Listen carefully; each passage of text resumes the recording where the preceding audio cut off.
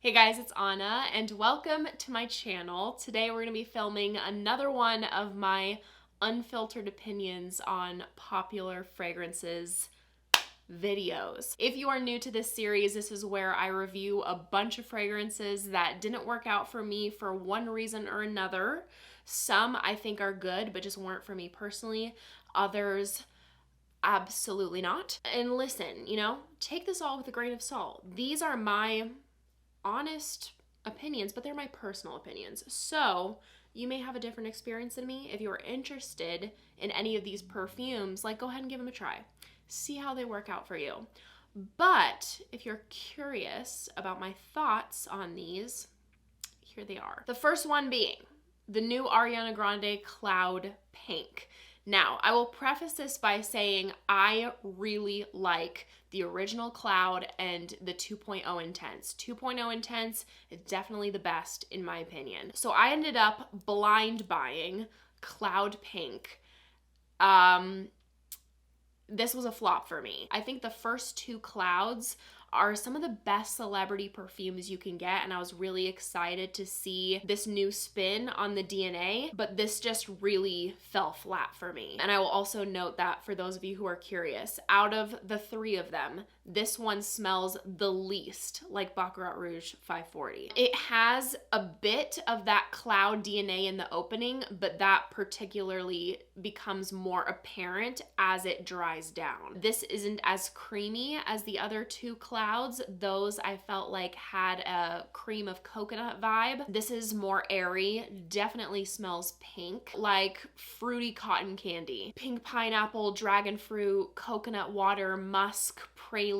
On me, this did not have good lasting power or an impressive sillage whatsoever. I kept having to reapply this over and over and over just to smell something. Every 2 hours I was reapplying, and even during those 2 hours I struggled to smell much. Overall, as a scent, it smells pleasant, but this isn't anything special to me. It smells cheaper than the others and just overall incredibly juvenile. I let it sit for a while. I kept retesting it, but it just didn't impress me. So I ended up going back. You may have a different experience than me.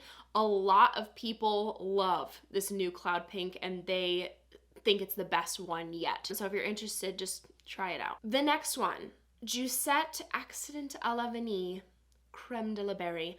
Absolute no. Why on earth would I want to be smelling like your leftover bowl of Captain Crunch cereal milk that's been sitting on the counter for far too long? Your cereal's soggy and it's disgusting. That or that powder Nesquik strawberry milk Quaker berry oatmeal. I've been seeing all those comparisons, and yes, listen, I love gourmand perfumes, but I like gourmand perfumes. This does not even smell like a perfume. This is gourmand on steroids. When we cross into this territory of smelling like literal soggy old cereal milk, the line is drawn. Drawn so far back. You're not even smelling like a perfume anymore, babe. You just smell like food. It is a very unique perfume in that sense. I haven't smelled anything like that before. Listen, it's not my personal journey, but it may be yours. I know some people are diehard over this scent. So if you want to smell like the previously mentioned items, then give it a go. Next up, Goldfield and Banks Ingenious Ginger. I've been seeing a lot of hype about this one. I love a ginger note in fragrances. Just that added bit of spice. It brings in a cool, unique factor to a lot of fragrances. This was just ginger overload for me. This sort of smells like a Moscow Mule minus the alcohol. It definitely has this fizzy quality, very zesty. It is literally bursting, bubbling up your nose. There's ginger flower, bergamot, lemon, mandarin, musk, and then I pick up some jasmine, amber, cashmere. I don't think it's a bad scent. It's pretty good. It's just too heavy on that overall drink quality for me. Too much ginger for me. Simone Andreoli Vicebomb. This was a big for me. This to me smells like one of those cherry and cream swirl hard candies, if you know what I'm talking about. Red fruits are listed. I definitely get this red berry quality, like strawberries in the mix as well. The cherries to me are candy-like and have a bit of a tart quality. I'm not personally getting like a medicinal or maraschino cherry-like vibe. I pick up on a very creamy, slightly lactonic vibe to the fragrance. Not milk, but like a sugared vanilla cream. And then this is lying on a base of tonka bean. So this was overall a like for me. This next fragrance, I cannot really give you much of a review because Phlur's Missing Person, I quite literally smell nothing. Where's the fragrance? It's missing. I cannot pick up on a single thing. I get a zero smell, zilch. So for the life of me, I cannot understand how this is so hyped. To be honest, in general, Phlur as a house is a pretty big miss for me. There are only 2 fragrances that I enjoy from them, one being Tangerine Boy, which I own, and then the second one I'm gonna review is Somebody Would. That one I really like, and to my nose, it's very much so more saffron forward than it is woody, and the wood comes across like a light transparent wood. And I also feel like this has a bit of like a crisp fresh paper like accord. This is airy, delicate, unisex, subtly sweet. There's a soft vanilla, clean musk, translucent amber. I think this one is very, very nice, but performance wise it is very light. Definitely a skin scent. So if you're someone who is looking for those subtle fragrances, maybe you're sensitive to smell, but you want to wear something, or you want something for the workplace that's more subtle, I would recommend this one. And I can smell this on myself for about 2 to 3 hours. I've been getting a lot of questions about Parfums de Marly Valaya. This, as you may know by now, is very similar to Ex Nihilo's Phlur Narcotique. So if you have one already, I really don't think you need the other. I really loved the opening of this fragrance. It's elegant, fresh, clean, a bright fruity floral, but the dry down is so musky and aldehydic. It's too soapy clean for me. Those aldehydes and just the strong musk comes off like piercing to me, and it also becomes much more floral as it dries down and loses that hint of a fruity sweetness. Next up is Carolina Herrera Good Girl Blush. I usually don't gravitate towards these kind of bottles, but the pink color in time with the Barbie movie, I had to check it out. This was a like for me. This is a very easy reach, approachable kind of perfume. It clearly smells designer. It doesn't stand out, but it does smell generally pretty. This is mainly peony to me with bergamot, vanilla, and ylang ylang for people who like aren't heavily into the fragrance space and they're just like going to Sephora, they pick it up. I feel like a lot of girls would like the smell of this. But I think there are better options out there. But overall, like, it was likable. But it was also kind of just like another designer perfume. So next up is Clean Reserve Sparkling Sugar. I thought this one was nice, very pretty. I don't know if I'm the only one getting this, but to me, in the dry down, there's a resemblance to Letta 22 Oris, if any of you have tried it. Similar vibes to that, but if you were to swap out the pear for peach, it's creamy, powdery, fruity, a light bit of sweetness. It's musky. Overall, this smells like a nice body cream to me. It's fresh, light, feminine. I like it. It just doesn't quite hit the spot for me. Montale's Chocolate Greedy.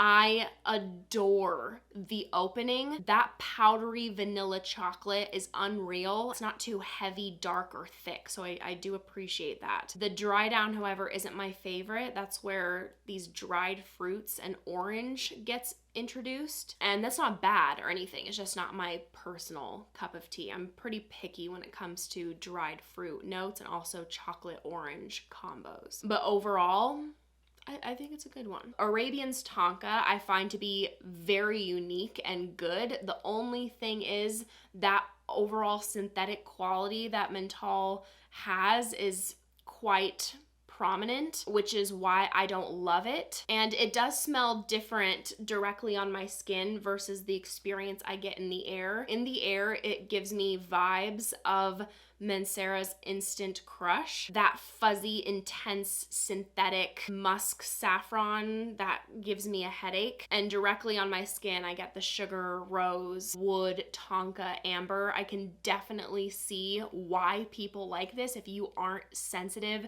to those kind of synthetic profiles. I think that this could be a hit for people because overall this profile comes off very sexy, very bold. It smells really good and enticing. It's just too synthetic for me. Mugler's Alien Goddess. This overall was nice but didn't wow me. I love that I'm not getting that alien jasmine here because that is not for me. I just find that alien jasmine to be very harsh. This is a powdery soft vanilla with coconut water, and it is a nice coconut note. It doesn't come off too synthetic, cloying, or sweet, and then it also has some silky cashmere. And so overall, I do like this perfume. It smells good, but just didn't blow me away. I feel like they could have taken that DNA and then brought something else in to make it feel a little bit more special, a little bit more original, because this overall profile I've just seen done again and again. I then tried the intense version because I was curious to see if that was gonna